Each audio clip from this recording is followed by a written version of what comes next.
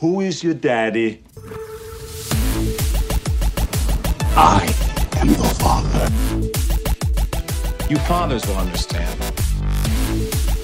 My father taught me many things. I got an idea. How about you all sit there quietly while I make dad noises? Episode 83 of Fathers of the Grind is here. Thank you for tuning in yet again for 83 straight episodes. I know all of you that are listening have listened to all 83, so that's fantastic. How many listeners did we start with, Derek? You and me. It was you and me, right? 2 point something. Because for some reason you counted yourself as more than one. Yeah, you counted yourself as more than one human, which was weird. But well, the 0.456789 was like my kids who would watch or listen for about 5 minutes, and they're like, "This is stupid. You guys are boring," which they still do. Yeah, that is actually a direct quote. It's boring. No, that is a direct quote. But my kids were spending a night at my grandparents', and they told me that they watched our latest episode. Well, we watched a good amount of it, but you guys are still it's boring. Like, why you keep watching? Yeah, that means we're doing something right, you know? We're just boring enough that we're not ruffling any feathers, but we're interesting enough that keeps people coming back. I think it's the inner white supremacist in my kids. They want to see their leader speak. Probably. Yeah, that must be it. That must be it. That's my daddy. Wait, that's America. What is it? I don't even know. See, I'm terrible at this white supremacy crap. I don't even know how to do my signs. You try, but it doesn't really work. Yeah. No, I'm really, really bad at it. Yeah, so here we are, beginning of August. Summertime is winding down. At least, okay, so I am very much on a kids' school schedule calendar. So when I think about summer winding down, I think about August 16th or 19th or whenever the school year begins. For us this year, it's August 17th. That's when summer ends. Kids are back in school. My work schedule shifts a little bit because I get up and take them to school, so that'll be a little bit different this year. So anyway, I'm excited for that, not only because of our schedule getting back to normal, because summertime schedule's a little bit all over the place. Yeah. But also because a lot of good video games are coming out. So we might talk about some of that later on. But anyway, have you guys... are you guys done traveling for the summer? We are not going anywhere else this summer. We've had family come visit us. We've done some activities, but now we are kind of locked in, getting ready for school in 2 more weeks. What about you guys? Are you going anywhere? Going to Florida for vacation? Well, we did our little Orlando thing back at the end of May, early June, but we're not going to do anything else. Soccer, for us, it really is year-round. I just got done coaching, which... I'll share this. My wife is not a big fan of my coaching ways, I guess you could say. Or your podcast. Or your podcast. No. Yeah, she's definitely not. For those who don't know how I am, basically I'm very vocal. I talk a lot. Sometimes I can be because I'm real emotional, so I'll be like, "No, what are you doing?" Just like a sudden outburst. But it's not because I'm mad at the kids. It's because I'm so sucked into the game and I want to win and I want things to go the way I want them. In a way, I'm controlling, which is funny because I'm not really a controlling person. But when it comes to sports, I'm very controlling. I want them to do it my way. And so she's not a big fan of that because she's like, you're just too hard on the kids and stuff like that. And so she told me how I offended a kid last week. And I upset him, and so poor Tommy didn't want to play for me anymore. And so I kept bothering her and we were at Wendy's before the game, and I was like, I'm so sorry, I'm sorry. And she's like, what are you doing? I'm like, I'm so sorry, I'm standing here.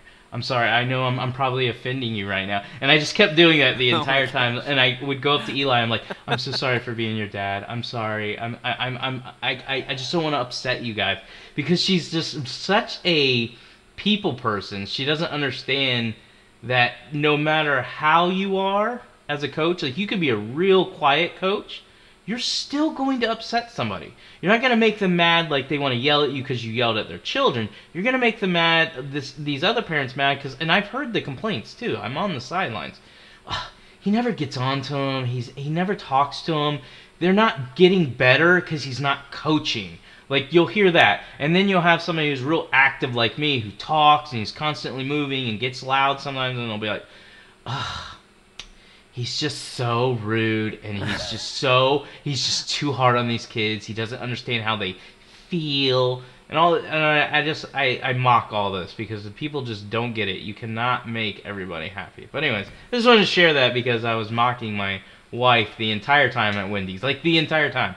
I did not stop doing it, and I was upsetting her because I was like, I'm so sorry. Is it okay if I eat my sandwich, or is that going to upset you? You need to tell me right now. Stop it, Derek. Stop. Trigger warning, I'm about to speak. So are you saying, if I'm hearing you correctly, it sounds like not only are you up for Dad of the Year and Husband of the Year awards, you are now also up for Soccer Coach of the Year. I literally think the only parent out there that would truly love me and probably want their son on my team every year would be Sasan. I think Sasan would be like, please beat the beep out of my kids, yell at them, even when they're doing good, tell them they're trash. I think Sasan would encourage me. Other than that, I think most people, no, they're not big fans of my style. I recognize that name. I feel like he was one of those guys who tried to get into our group recently, and I was like, denied. That's his name. Did he change his name to Tarek? Tarek? No, he didn't. Tarek Deek? For those of you who don't know, we do have a Facebook group that you're welcome to join. That thing's been growing actually fairly regularly, which is great, so keep it coming. But we are getting a lot of spam requests now that the group is getting to a slightly bigger size. And I mean a lot of spam requests. This last week in particular, Derek and I have both rejected, I don't know, probably a few dozen each. Well, more than that. Yeah, many. It's been many requests. And you can usually tell pretty quickly if this is a legit person or if it's some kind of spam account. So I went ahead and added 2 questions when they hit request. And the first question is, are you a human? And second question is, what's your favorite video game? So I've had a few people answer it. I let them right in. I don't even care if they tell me what their real favorite video game is. I just want to see a human interaction for a second. So one kid responded. I said, are you human? And his response was, are you? And then it said, what's your favorite video game? And he said, why does that matter? And I was like, I'm letting this guy in. I like this guy. He's a jerk. I like him. I like him. I was actually thinking, I think that's a good way of policing it or doing it, but I was actually thinking about making Sasan an admin because he knows those type of people, so he would be able to figure out who's a fake and who's really from the Middle East and a real person. Can you imagine Sasan taking control, taking the reins? Yeah. It would be a glorious time of peace and prosperity. So anyways, I got us completely sidetracked, but the point is I don't really have a summer. I coach, or the kids are in soccer the entire time. I enjoy it. I do get tired of, 3 or 4 nights a week constantly doing the same thing over and over. Like, I texted my wife tonight, and I was just like, is that other guy going to show up? Because can he coach? Because I'm not in the mood. Like, I just wasn't in the mood.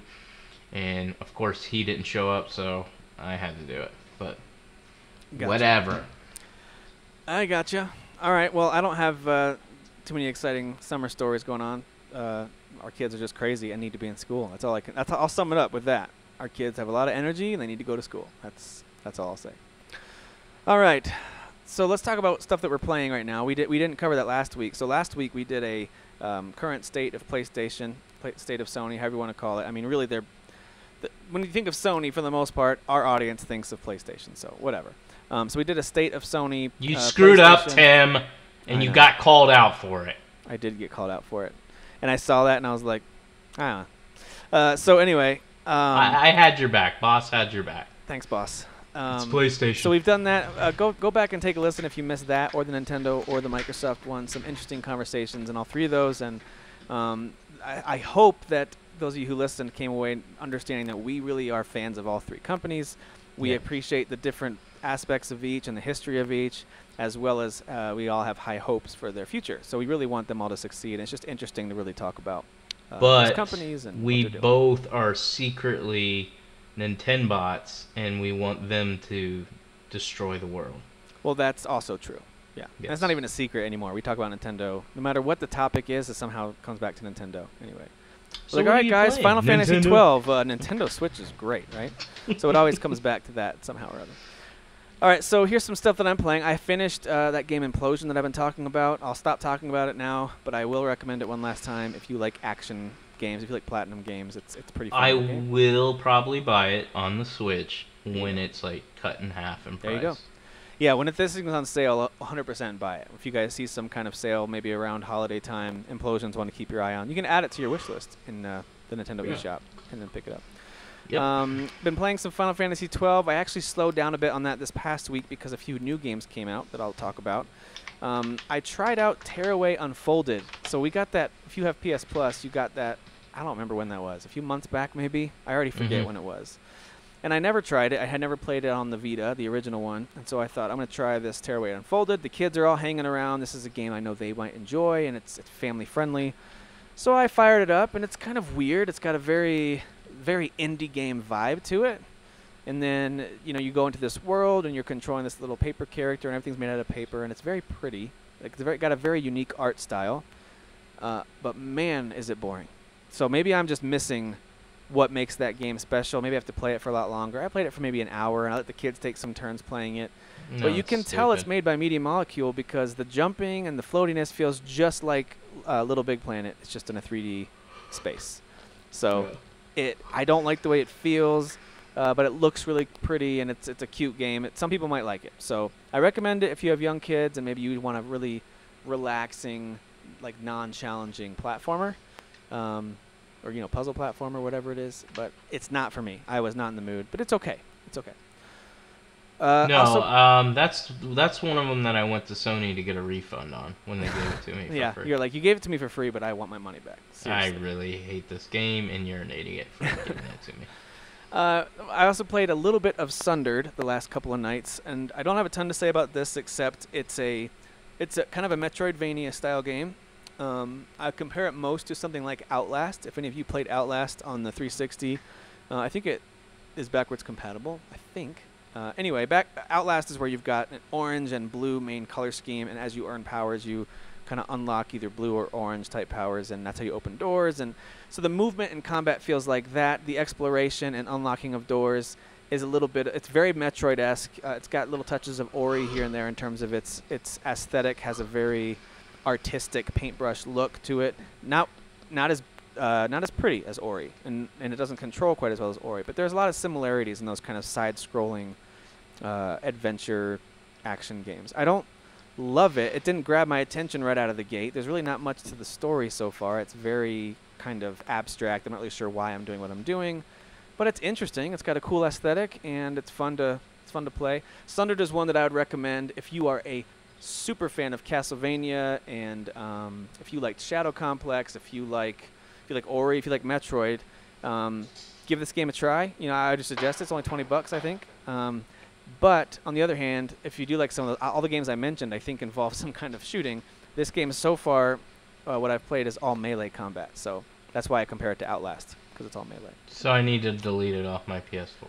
Maybe delete it. Hey, Eli. I'm deleting that. Elijah, Tim said hi. Are we feeling sick? He was up till 2 in the morning last night, secretly. He wasn't supposed to be. And so now he's supposed to be asleep already. Did Emily fall asleep, my sweet boy? Kinda. She kinda? Okay. Kinda. Oh. All right, so Sundered, I recommend, with the caveat of I haven't played super far into it. I've gotten 2 powers so far, but there's a map you unlock, and there's tons of locked doors that you have to eventually come back to. So it's one of those style of games where things are inaccessible until you complete something later. Okay. Also playing Pyre. I think I'll talk about this one a lot more at a different time, but I will say that it's a very unique, cool, stylish game, very stylish game from the makers of Bastion and Transistor. Both are pretty great games, I think. I think Bastion was a little bit better in my book, but Transistor was also pretty cool. Pyre is a very creative take on kind of fantasy lore. So the setting they have is kind of interesting, and the characters are pretty interesting. But it's this core gameplay of this kind of basketball meets rugby. It's a weird little mini game that they've got as your main battle. It's interesting, and I'll let you talk about it too. I know you've been playing it, so I want to hear what you think about it. And lastly, I'll mention Overcooked. It's one that my family's been playing a lot this week on the Switch. I keep hearing about people saying it's got frame rate issues. We've been playing in docked mode, 4 players, and things get really crazy, and I have yet to see any slowdown that catches my attention. Now, I don't have a real sharp eye for whether it's, 30 locked or 60 locked. I'm sure if I saw them side by side, I'd see the difference, but I'm just trying to say our gameplay has not been affected by frame rate issues on the Switch. I think a lot of people that are complaining are ones that have already played on a console before. Okay. And then they bought it on the Switch, and now they're saying, oh, it runs differently. Well, yeah. Yeah, that's not a surprise. But I also heard, I don't know if this is true, I heard someone say that it's an issue when it's undocked. So if someone has taken it out of the dock and put it on the table and propped it up, and they got their 2 controllers, then it has frame rate issues. But docked, it doesn't. So I don't know if that's thought true. it was the opposite. Kind of like Zelda. Yeah. Zelda was pretty much fine in handheld, but people were seeing, and I saw it a few times too. Not a few times. It happened more than a few times. Yep. Where while I was playing on my big screen, it would like chug in a few areas, and then it would be fine. But, yeah, I'm not having any chugging issues for sure, and if there is slowdown, I'm not noticing it, because there's plenty of times that I'll hand off the 4 controllers and then step out of the room. So there could be some slowdown that I'm not seeing, and the kids don't think anything of it. So who they're knows? not going to say anything because they don't know. Overcooked is a lot of fun. I only recommend it if you've got people to play with or kids, at home who might want to grab a controller and play. It's not a game that you'd play solo. I've played a few levels solo, and it's not fun. It's not bad. It's just definitely not fun. So it's not there you something I'm interested in. Yeah. So not happening. Okay. So for me, I played only a little bit of Pyre, and the main reason I didn't play a lot is because I think the game is actually extremely fun. I can't stand all the talking. It's way too much talking. It's a lot of dialogue. And I'm like, seriously, can we just get to the basketball RPG game, please? And that's what I like. I really thought it was fun. I think it could be a little complicated going forward, where I would probably get frustrated with it. But right now, it's pretty simplistic, where you have a light, a medium, and a heavy player, and only one can move at a time, and you can shoot like a beam at your opponent to knock the ball away, or you can just run into them, and you can jump. Again, this is me playing real early on, but so far I really liked it. I played a couple of matches and I won both of them pretty easily, but again, this is why it's pretty simplistic. Like, I was just using the fast runner, grab the ball, juke him a little bit, and then do a jump dunk to score. Yeah. I don't think I ever scored with the big dude, and I may have scored 1 goal with the medium. Yeah. So that was my only thing, is I'm like, well, they're really at a disadvantage right now, and I don't know if the game changes, and I'm sure it does, where they have a little more impact on the matches, because right now it's a little light on that. Well, and the but reason overall, the game's called Pyre is because instead of goals, you actually have these pillars of fire, these pyres on either end, and they have hit points. And so it's a standard 100 hit points, and your lightweight guys do less damage than your medium guys, who do less damage than your slow-moving strong guys.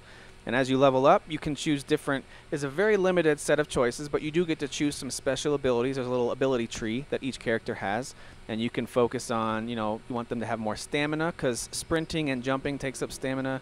You can have them have a stronger beam. Derek described how you can use a beam to knock the other players out. You can increase your return time, so you're out of the game for fewer seconds.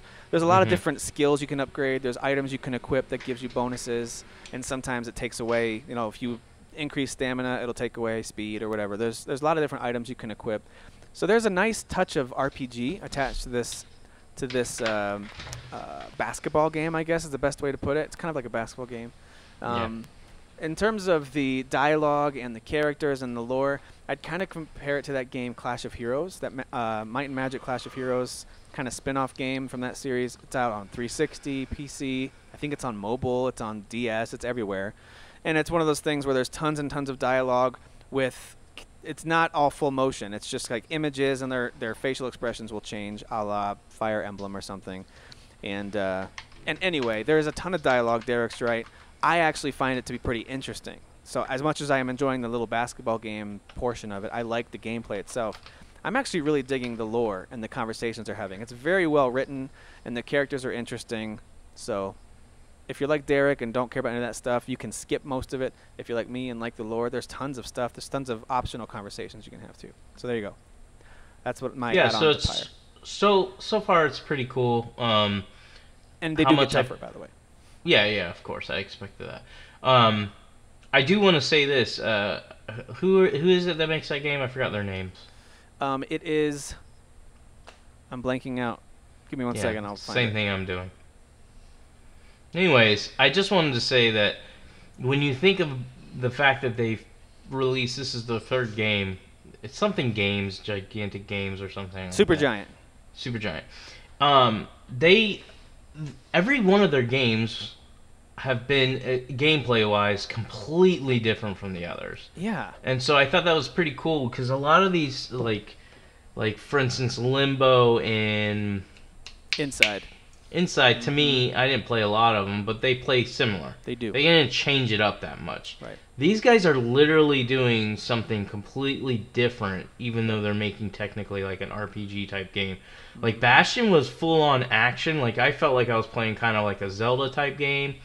Transistor was kind of like turn-based craziness. Yeah. And then Pyre like is set like battlefield. Wasn't Transistor with lots of like lines where you had to like kind of draw your attack out and then let things unfold? Yeah. Yeah. And then you have Pyre, which is this is the one I respect the most, maybe because I'm enjoying it so far the most. But it's like nothing that I've played before when you consider it like an RPG type game. Yeah, it's a sports and the fact game. Exactly. The fact that they can go, hey, what hasn't an RPG done yet?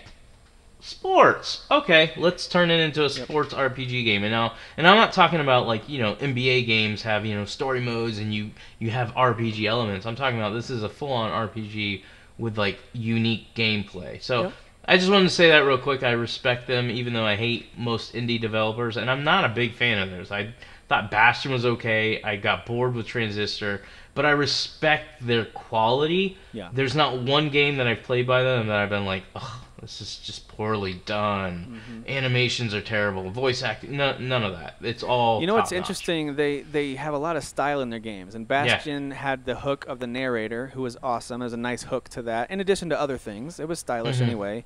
Transistor had the talking sword and some really clever dialogue as you're exploring and fighting. I think a lot of people loved the music in Transistor. The music, as well. the music was great. And, of course, had the artistic style that was pretty slick. And, of course, Pyre has a combination of all those things. They don't have the narrator. But actually, they do kind of have a narrator. I won't say too much more about it. But, it has a lot of style, a ton of style in it, and especially in the core game itself, like Derek described with the different players you can use. And there's a huge roster that I've already started to see build up that now I have to choose who's going to play in each round because I've got a couple different options at each position. So it's a really fascinating game. It's a sports management game. Basically. And for $20, I mean, if anything we're saying is appealing to you at all, I highly recommend go buy it. If your attention's kind of grabbed by this mixture of RPG and if you want something unique and a nice kind of, I don't know if you want to call it a palate cleanser from whatever you've been playing recently before you jump into the fall games, I would recommend Pyre. The fact that I'm not crapping on it means it's quality. That's because true. I really do enjoy telling people their little precious indie games are trash. And this one, I'm not going to say that. Not right now. Maybe next week if I play it more, I'm like, oh, this is just boring and stupid. But it really piqued me with the sports and RPG side of it. Like I said, a lot of talking. I wasn't in the mood for that. Now, keep in mind, it's the same thing with Final Fantasy XII. I was just turning it on to check it out. I had no intentions of, like, diving in and beating the game or getting deep into it. I was just like, let's check it out and see if it's even worthy of my PS4. If it's not worthy of my PS4, I'm deleting it right away. Yeah. And I have to say it's worthy. Now, Sunderland or whatever that crap, Sundered, that's just I'm gonna delete it. I'm not even gonna try it. But besides that, real quick, I am getting further in Mass Effect Andromeda. I actually am doing stuff I didn't do the first time I played it. I have unlocked all the memories, and wow, do I really wish this story and everything could continue, because Andromeda has a lot more going on than I think, I won't say most people, but a lot of people are missing out who didn't finish the game or just were turned off by it.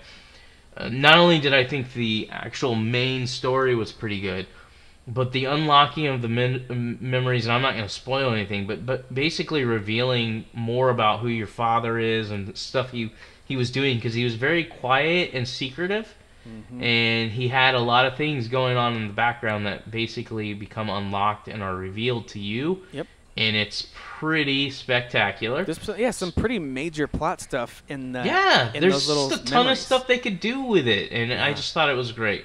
Yeah. So I'm probably gonna finish that this week because I've done all the side missions except PBs. Once I finish PBs, then I can just do. I think I have 3 story missions left, and then once I do that, I'm done. And I'm already more OP in this gameplay than I was the last one, so I should have no problem tearing through to the end of the game. So who's your love interest this time? Is it Gil? I'm going after PB, but yeah, Gil Gil is great. Rainbow reacts only. Yeah, so I should finish that this week, hopefully, or by the time we record next week. As far as other stuff, I finished Horizon Zero Dawn. I unlocked a lot of trophies, but I'm still only at like 80%. I still have like 12 trophies I've got to unlock, and most of them are the collectible bullcrap that I don't want to do. So I kind of just, after I did all the side quests, I beat all the lodges and all that stuff, I was like, you know what? I'm just going to play this game, and I'm going to beat it. I'm going to beat Andromeda, and then I'm going to move on, because I want to move on to this next game, which, by the way, I want to say this real quick about Horizon. I already thought highly of this game. I already thought it was a good game, but I did not overly praise it. In fact, I'll tell you right now, and most people who are somewhat intelligent could figure out that I liked Zelda and I like Mass Effect Andromeda more. After playing Horizon again and experiencing the story again, experiencing the gameplay in a different way, because I did not play stealth this time, because I was so OP, I could literally walk into anywhere, any situation, and beat the crap out of them. It was fun. It was fun to play it that way. So I got to experience the game in 2 different ways. First time playing mainly stealth, and then the second time playing all action, just doing everything, doing all side quests. Quick question for you about Horizon, then. If you were playing it where you could just kind of waltz into every area and not fear, to me that's part of what made my first playthrough of Horizon so amazing, was the sense of this overwhelming and incredibly dangerous world. And if I'm not careful, these things are powerful and big, and I'm in trouble. And that gave me a sense of, like, I was sitting up in my seat the whole time I played that game, because I kind of had that fear. So you didn't have that this time, you're saying? No, but I wouldn't have had it even if I played it on normal. Maybe if I played it on ultra, like I think it was Christopher finished it on ultra hard. Of course, I would have to play it this probably even more. Well, not probably. I definitely would have had to have played it more careful than I did on normal. But this time around, it was just fun to experience it in a different way. And the main reason I did it, and I explained it in other podcast shows we did, is I was going for the platinum, and I didn't want any headaches with the game getting in my way. I just wanted to go get the collectibles, go do the lodges, beat the game, and then, get the platinum. But I gotcha. And I'm not saying I'm not going to get the platinum. What I am saying is I'm going to leave that game open. I've beaten it. It takes you back to a point. The world's still open for me, so if I get in the mood for Horizon again, I can go back and do the collectibles, which I think is what I'm going to try to do. But right now I don't have the platinum, but I do still have a desire to get it. I just don't like the last 10 trophies I got to get. They're all stupid. The main reason why I wanted to move on from those 2 games, because I feel like I've been playing them for forever, is I want to try to dive into Final Fantasy XII. Now I got to play about 3 hours of it, and whoa, did I forget this game. I mean, I absolutely forgot it. I remember always saying, and I said it on the Final Fantasy XII podcast, anytime somebody would bring that game up, I would always say, I love it, I liked it, it's a great game, I like the party, I like the world, blah, blah, blah. But I couldn't remember anything. I just remember liking the story, I just remember liking the characters, I just remember liking the combat system to a certain extent. I didn't like it as much as some of the other Final Fantasies I played, but I liked it. And going back to it in that prologue, and I'm not going to spoil anything, but dang, does that prologue hook you with all the things that happen, and you're just like, oh, I need to know. Like, it has that mystery hook. Like, why did this person do this? Or why did this happen? And what's going on? And why am I important? And things like that. So I definitely want to dive into Final Fantasy XII more. I enjoyed it. I want to get through Andromeda, so that's why I want to beat it this week. And then I start vacation next week, and I would like to focus on Final Fantasy XII and Hellblade. Hellblade releases, and I'd like to focus on Hellblade as well. Last 2 games, and then we'll move on to our topic of the show. I played some Fortnite. I purchased the Deluxe Founders Edition. So I got the base game or early access game, and then I got some digital goodies to go with it. Overall, I like it. It's real fun with friends. I've played with Jesse, Rob, my brother was playing this past weekend. Ron was on as well playing. He's been playing a lot too, so I gotta play with Ron some more. But overall, I like it. I don't know how long I'll play it for because I do like the loot system. Even the building's pretty cool. But so far, the gameplay's kind of easy and it's a little repetitive. So I think it will be a little more fun when it gets actually challenging. But I've put in probably 4 to 6 hours, so it's not like I'm in the first hour. So, but I do have a lot of OP loot. I think the thing I like about the game the most is I am constantly getting rewarded with stuff. Like, I'm constantly getting weapons, awesome, heroes, and stuff like that. So I've been enjoying Fortnite for the most part. But again, I don't know how long this one will last. I'll play it. Is that a multiplayer only? Yeah. Yeah, you start out single player for the training. Once you get through the training, you basically... You can't... No, you know what? You can play it solo. You just have to turn on... Or turn off online. And if you just play it solo, you can do it. But it really is just fun with others. It's even fun with strangers because you don't have to talk to them. It's kind of like playing Destiny or even a Rocket League. You just go out, everybody knows what they're supposed to do, and you just do it. You don't have to talk. But I have had fun playing with friends, so I look forward to playing probably this weekend some more. And then, of course, I'll just mention it. I don't need to talk about it. I'm still playing the heck out of Rocket League. I switched from... Rocket League! I switched from 2v2 to 3v3, which, by the way, this is so PC Master Race, but I refuse to play on my consoles anymore because they do not play as smooth and as good as my PC. And I'm not talking about like, oh, I do 120 frames per second. I'm talking about I've got my PC hardwired. I have no lag at all. I try to play on PlayStation, Xbox. I get called out, oh, great whiff. Way to make a save, blah, blah, blah. And it's usually, I'm not saying I don't mess up. Of course I mess up. But a lot of times it's because there's like rubber banding or lag. And I'm like, seriously, game? I was having a great game. And then all of a sudden something stupid happened. So I'm done with you puny, crappy butt consoles. PC Master Race for Rocket League only. So then you'll disapprove of this. I was going to say, I probably won't play Rocket League significantly again until it comes out on the Switch. I know, Nintendo. I knew that. It will be even less powered than the ones you're referring to. So it's going to be great. Yeah. Can't wait. Can't wait. And this is why I'm blocking you. You're not worried. All right, well, let's get to our topic of the show that you talked about earlier. We are going to talk about our top 5. I don't know if we're going to call them favorite, but what we think are the top 5 most violent video games. Now, we could have done this a few different ways. We could have said, what do we think are the best violent video games? But that'd be a different list because then you're talking about what makes violence then. Isn't Mario jumping on the heads of turtles and killing them violent? So then you start to kind of open it up too much. So instead of talking about what we think are the best violent games, we're simply talking about what we think are the most violent games. So we'll start each sharing our number 5s, and then we'll go 4, 3, 2, 1. And then what we'll do is we'll go back through that list, and between our 2 number 5s, we'll pick one official number 5 for an official list. And then between our 2 number 4s, our official number 4. So instead of trying to have a huge list and then re-rank them, we'll simply go my 5 against your 5. And then we'll pick one of those 2, and all the way up to number 1. Sound good? Okay. This is taking a page out of the playbook of a podcast that a friend of mine does called Fanboy and a Know-It-All Talk Pop Culture. So go check them out. But they do regular top lists like this for comic books and different types of movies and stuff like that. So Go check them out, and you'll hear. I kind of got this idea from the way they do things. So, all right, here we go. Number 5 for me.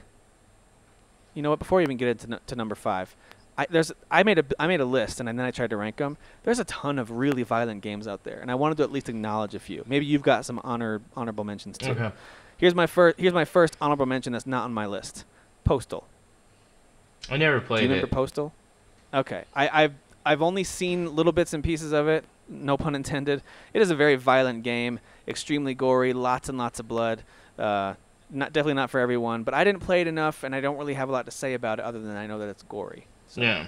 I'll mention that one. Are there any other honorable mentions you want to throw out there that you know are violent that you're not going to include in your top Well, 5? you know what? I was going to put Tomb Raider in my top 5, and here's the reason why. Hear me out, because Tomb Raider overall isn't that violent as far as while you're playing the game.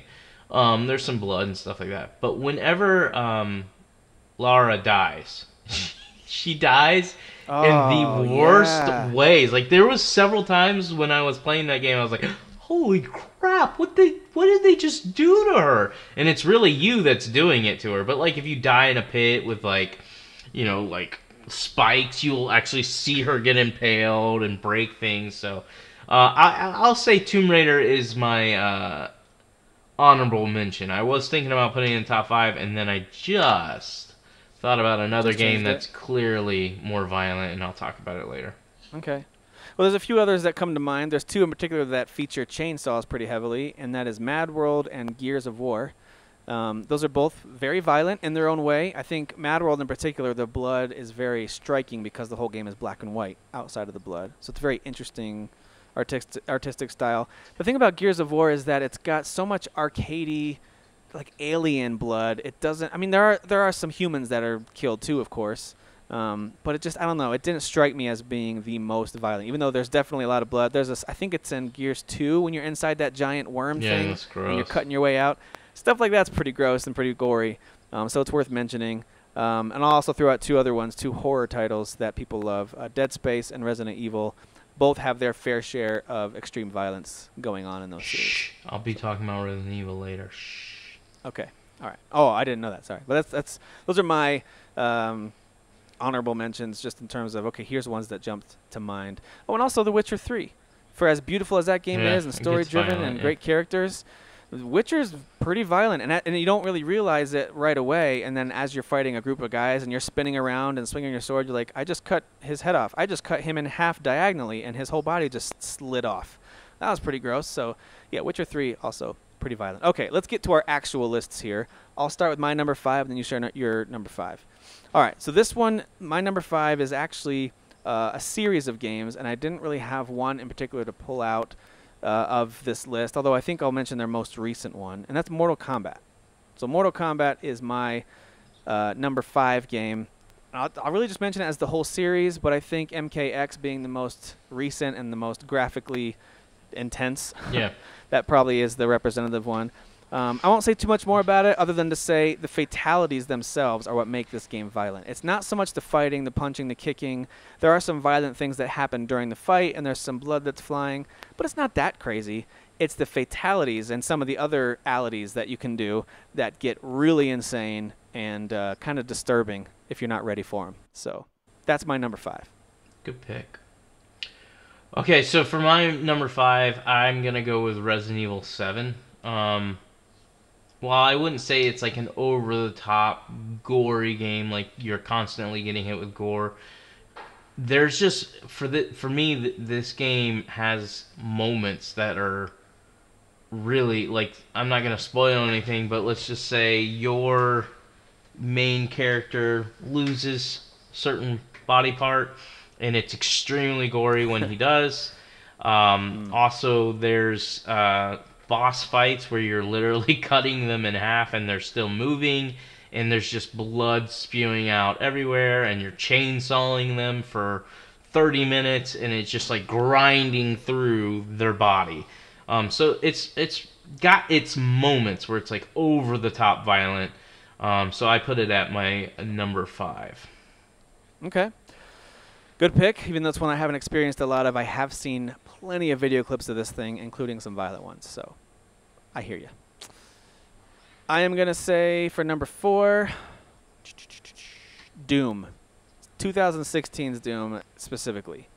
And I love this game. This is an example of one that, because I don't love Mortal Kombat, but I love Doom. So this is an example of a game that I hold in really high esteem, and is also, in my opinion, one of the most violent games ever made. It's, even though yes, it's mostly demons and aliens that you're fighting.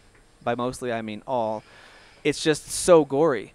And you're ripping them into pieces, and when you get certain power-ups and you're going through and punching them and tearing them apart, and yeah, it gets pretty bloody pretty quickly, and there's alien parts and demon parts everywhere by the time this thing is done. So Doom is incredibly violent. It's very fast-paced, and so part of that fast-paced violence, just death after death after death, kind of adds to it.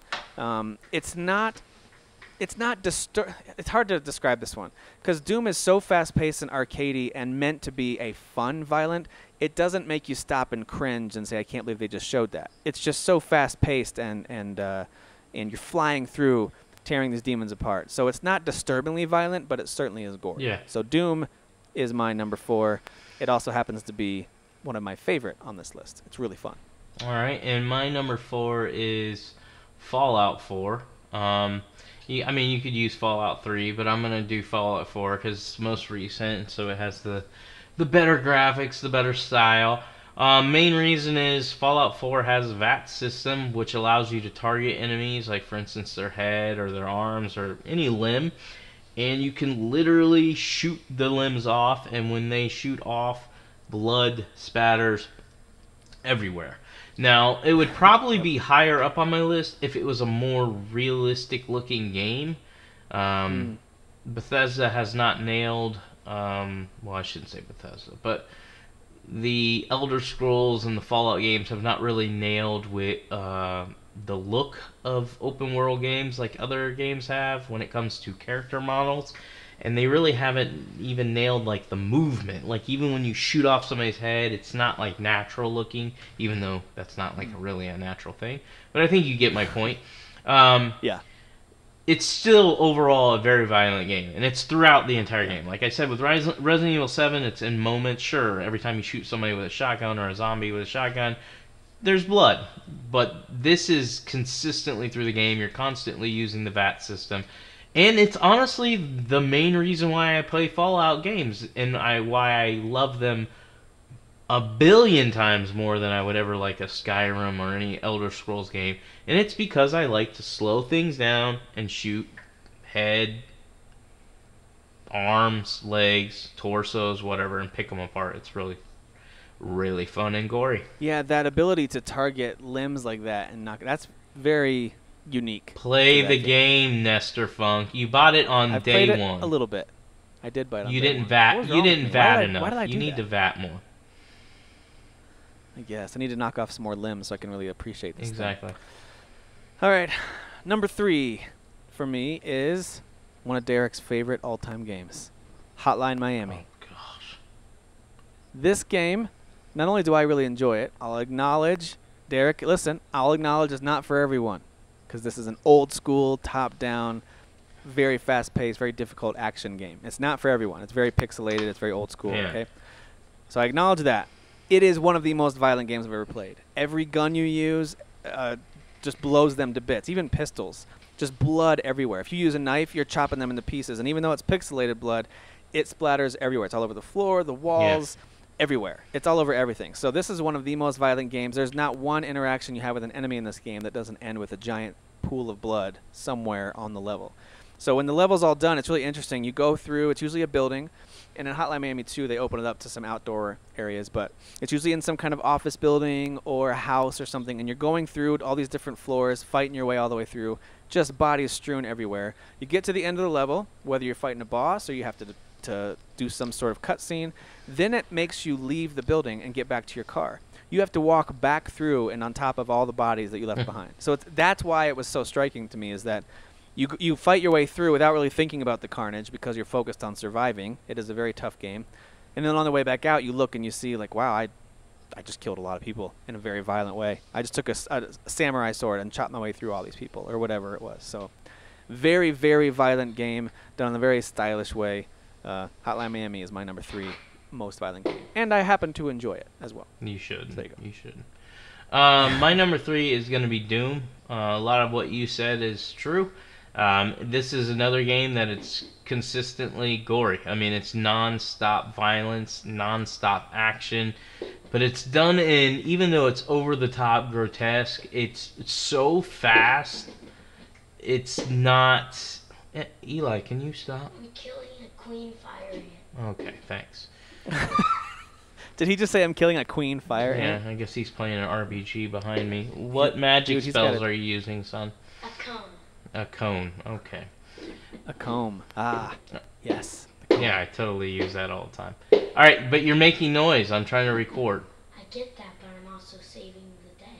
You're saving the day. Okay.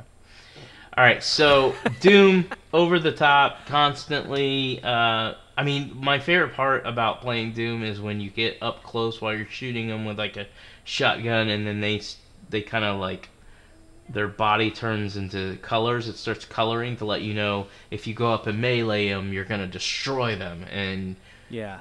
that's my favorite part of the game. And it's like such... Yeah, it's like a mega kill that gives you... It gives you health. It gives you some kind of health, Yeah. right? Okay, yeah. So it lets you know, hey, if you do this, not only are you going to kill them, you're going to receive a reward for doing it. So it's encouraging... Which is a great way in those areas, because health can be hard to come by, and those aliens hit hard. It's a great way to continue your momentum of fighting your way through that area, is you keep getting those health drops from those melee kills. That's a good point. I forgot about that. Yeah.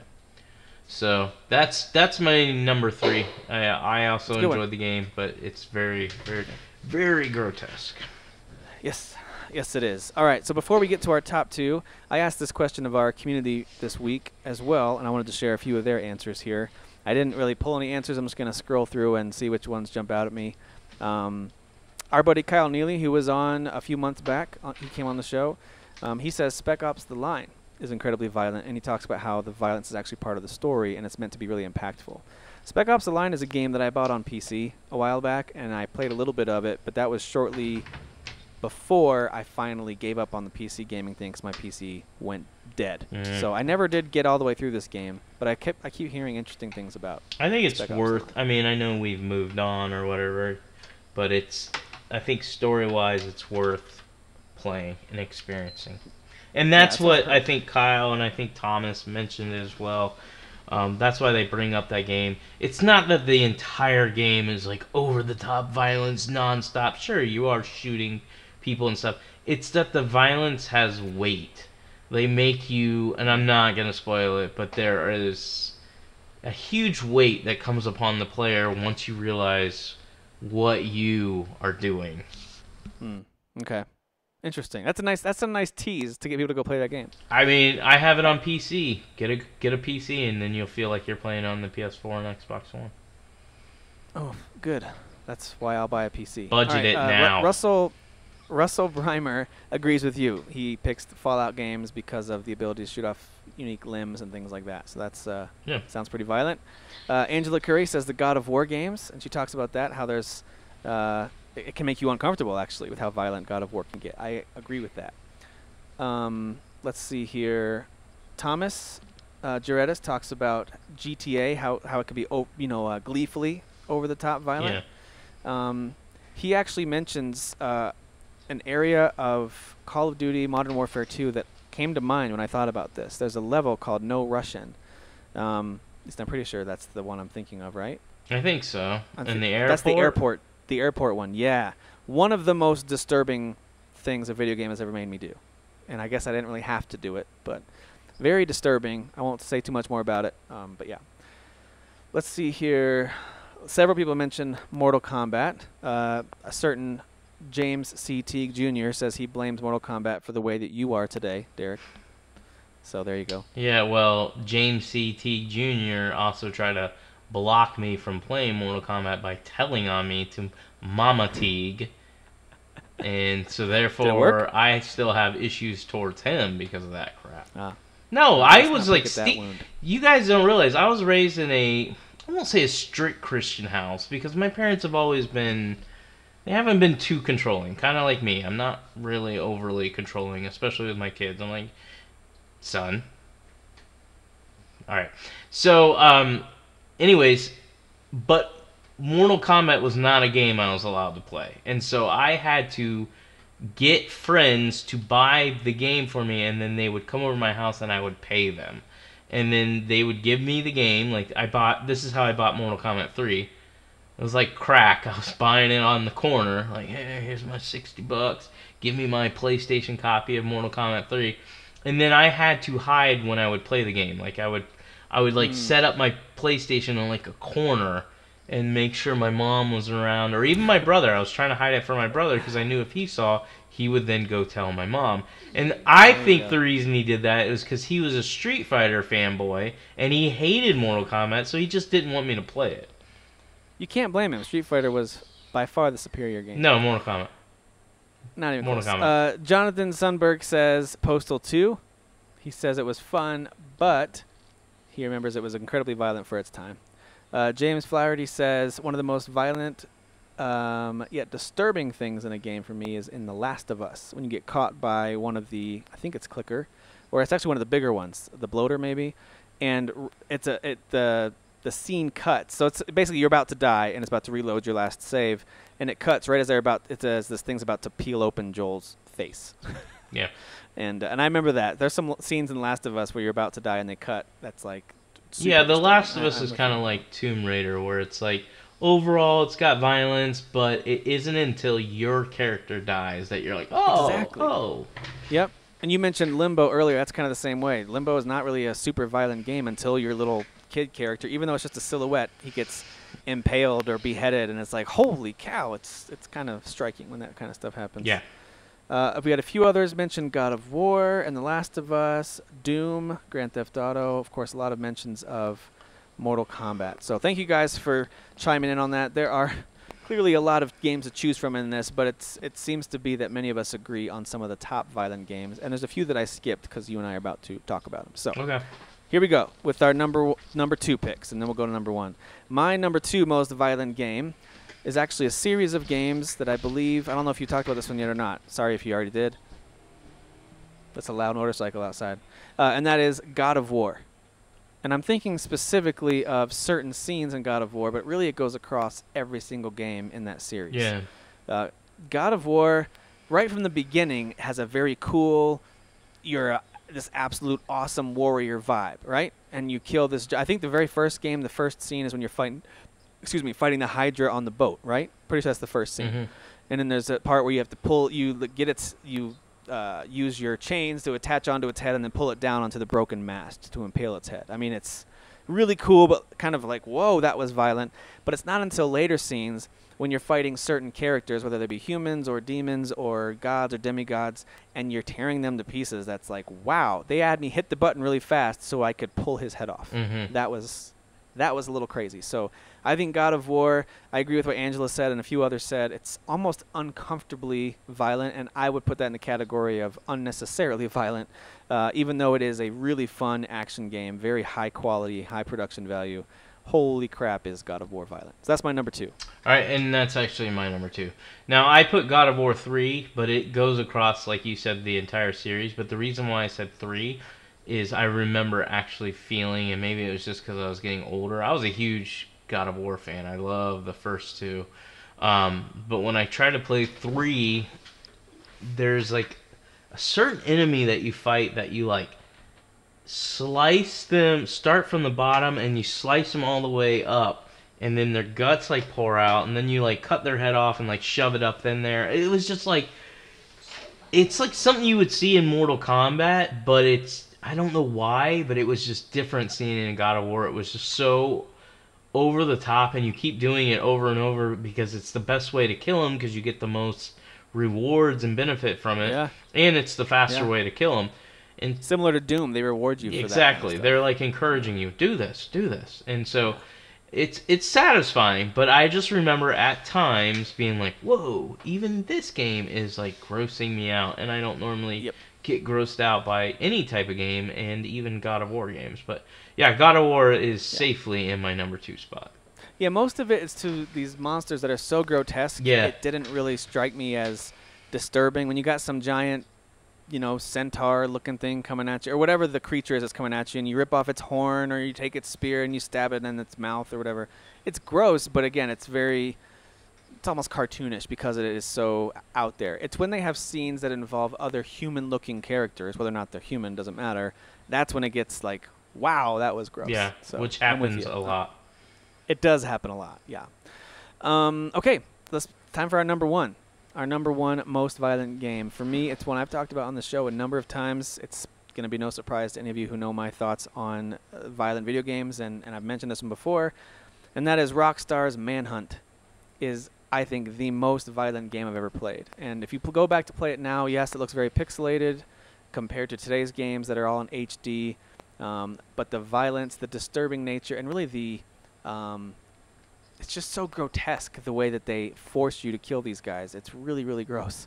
So that to me is the most disturbingly violent video game. I won't go into too much detail. I've got kids roaming around right here, but let's just say I use everything from a plastic bag, shard of glass, to a baseball bat, to anything else you find in the environment, piece of wood, whatever you can find. And they have 3 different levels, if I remember correctly, of kills. And one of them is very simple and quick, all the way up to extremely gory, just depending on how long you charge your kill button or whatever it is. So yeah, I was Manhunt actually going to put is Manhunt in my most top violent 5, but I couldn't remember it very well. Like, I just remember playing it. I didn't get super far into it, but kind of being, like, creeped out by it, so that's why I left it off, because I was like, I just can't remember how violent it was. I just remember what it was.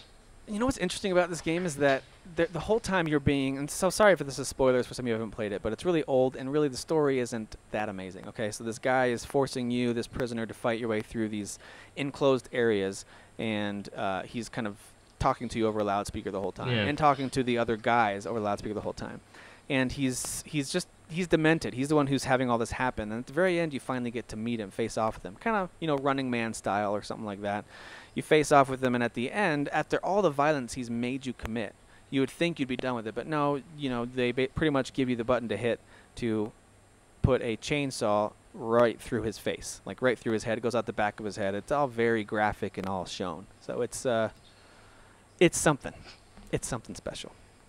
So there you go. There's my number one. What is your number one most violent game? It's going to be the Mortal Kombat franchise. Of course, I put MKX because that's the most recent, and they do take it to the next level. But Mortal Kombat was my introduction to violence in games. This was coming off me playing, your Sonics, your Marios, Zelda, and then all of a sudden I'm introduced to the Mortal Kombat game. And the first time I'm playing Mortal Kombat, I'm just playing this, fighter, a little bit of blood. This is the first one. It wasn't too bad or over the top. And then it kept saying finish him, and then all of a sudden I did this for real, because I had no idea it had fatalities. I did a fatality on accident. And I remember the first time seeing it and going, what was that? Do you remember which character's fatality I believe it was, and it wasn't even like a real violent one, I believe it was Scorpion doing the fire.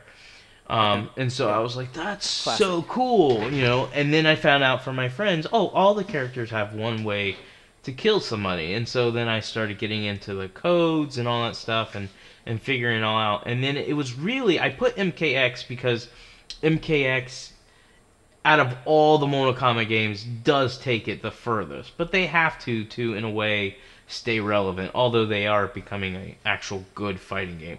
It was Mortal Kombat 2 that to me took the Mortal Kombat games from being popular because they were shock value to actually being a good game that was extremely gory. Like the Mortal Kombat 1 fatalities were not that bad. The worst one you got was like ripping off the head and then seeing, your what is it called? Dang it, whatever. Your spine? Your spine dangling. Yes. See, I told you, I forget everything. Pretty gross. Back in the day, that looked really gross. Yeah, I mean, back in the day, it was over the top, but it wasn't bad. It was when Mortal Kombat 2 came out, and not only were you knocking heads off, but you were also, Johnny Cage was coming up to you and grabbing you and ripping your torso off, and Jax was grabbing your 2 arms and ripping them off, and your arms are just, well, you don't have arms now, but your shoulders are just bleeding out in gobs of blood. I mean, this is the stuff that was happening that was just over the top. And so for me, easily, Mortal Kombat is the most violent and fun game I've ever played. It's one of my favorite franchises. It's definitely my favorite fighting franchise. And like I said, Mortal Kombat X takes it to the next level with doing some absolutely crazy things where you're actually slicing people's heads here to here, so you actually see like their brain and yeah. It's crazy. All right. So hopefully all of you listening have stopped eating if you were eating while listening. Well, and I said all this in front of Eli, so he's probably going to be like, Dad, can you buy me Mortal Kombat? Don't worry, Eli. He already owns it. Go play it. Yeah, go play it, Eli. All right. So let's create a combined list here, and to simplify things a bit, instead of trying to rank them, we'll just do the best we can to have our 5 against 5 and work our way up to 1. Okay. All right. So here we go.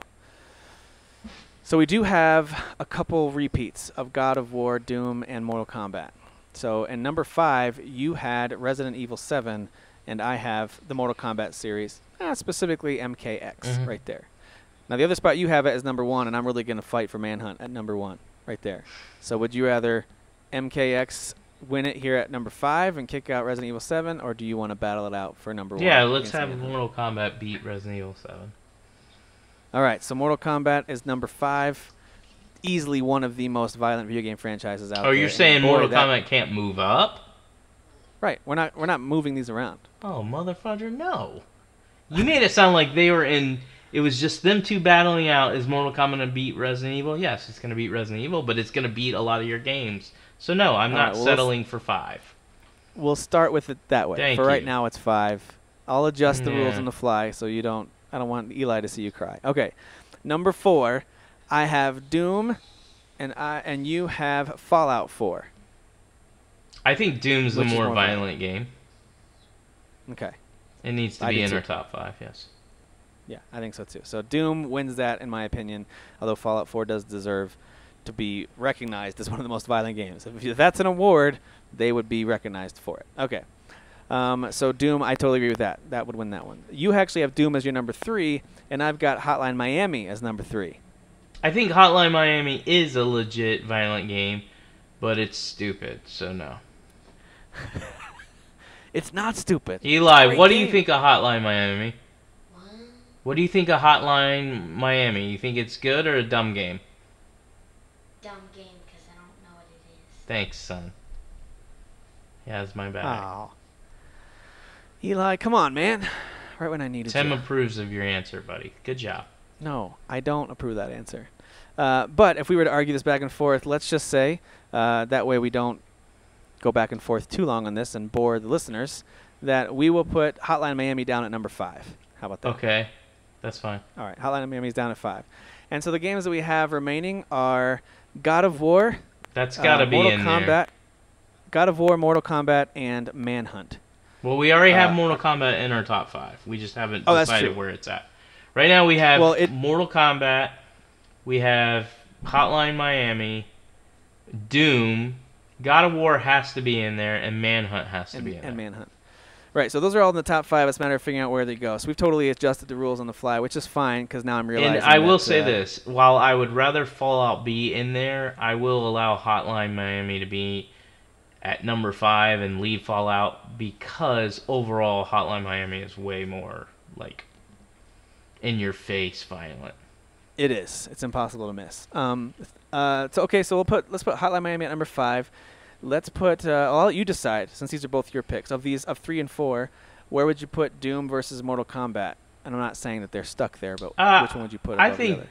Mortal Kombat's more grotesque. I would put Doom right, so I'll put at Doom 4, Yeah. Mortal Kombat Yep. 3, God of Okay, War. and then we've got God of War and Manhunt. So do you put God of War or Mortal Kombat ahead of each other? I put God of War higher than Mortal Kombat. I put Mortal Kombat ahead of God of War, but I'm fine with God of War being at 2. Here's the reason I have God of War higher is because the overall game experience itself has more weight to it. It feels more realistic, whereas Mortal Kombat's so arcadey, a lot of that violence, again, a little more on the cartoony side. And again, I realize that God of War is a fantasy game and it's all very fake, but there's something about the storyline and the drive of the character and the way you're killing these people that's just brutal and full of anger, whereas in Mortal Kombat, it's like you killed them, but then they start round 2, fight. It's like, all right. So all that to say, that's why I would pick God of War as the more violent of those two. You don't know how Mortal Kombat works. You don't kill them and then it's round 2 and you fight. Oh, is that just Street Fighter? Is that the better game? My bad. My bad. Nobody dies in Street Fighter. That's your little kiddie All right, game. so explain it. You're right. That was me, my ignorance. All right, so shining there's through, 2 so- rounds, or it could go 3 if you So you tie. can't do a fatality until the final round? Yeah. Okay. All right. Or if it's your, if, I got you. But it's still the same thing, right? Best out of 3, Mortal Kombat? Yeah. Yeah. All right, but you can't do a fatality unless you're Yeah. ending the entire match. I got it. My bad. But you still could pick that character Good and start job, another Tim. fight again. Good job. Now they all know you're a fraud. The show is a I am, fake. when it comes you to are Mortal fake Kombat, I'm a fraud. news. Noted. Boy, I'm getting interrupted a lot by kids wondering when can they play Mortal Kombat since Daddy never played it. Okay. Sorry, I don't. So know a I lot about say, Mortal Kombat. you've got to get off. You know, you got to take care of your kids. Let's do God of War at 2, and I'm fine with Manhunt. I know I didn't put it in my top 5, but I did play it, and I do know it is grotesque and it's over the top, and it is a well-known, I would say, borderline disgusting game. So I think it's safe at 1. And I think there's a reason why that franchise hasn't continued. I don't think it's because Rockstar's not interested. It's because they made Manhunt 2, and people were just like, no, this is not – the game play itself is not unique and fun enough to justify what you're making us do. So that franchise died. So the list we have is at number 5, you've got Hotline Miami. At number 4, I believe we put Doom, right? Yeah. Number 3 is Mortal Kombat. Barely edging that out is at number 2 is God of War, and number 1 is Manhunt. So 5 games that we highly recommend to play with your kids. Right? Let's go, What if I Eli. Let's go marathon Manhunt right now, bud. I'm gonna go change the name of this episode to 5 games you should play with the youngest kid in your family. You totally should really do. That would be hilarious. Just as a Here's joke. 5 Episode here's 5 83. games. Yeah. Okay, Family so we've games. accomplished a lot this episode. We've talked about stuff we've played. We've talked about most violent games. We've all discovered. I don't know if I've ever pretended like I played Mortal Kombat, but in case I ever did, someone can call me out on it. We've discovered that I am not a Mortal Kombat gamer. You are fake news. Get him out of here.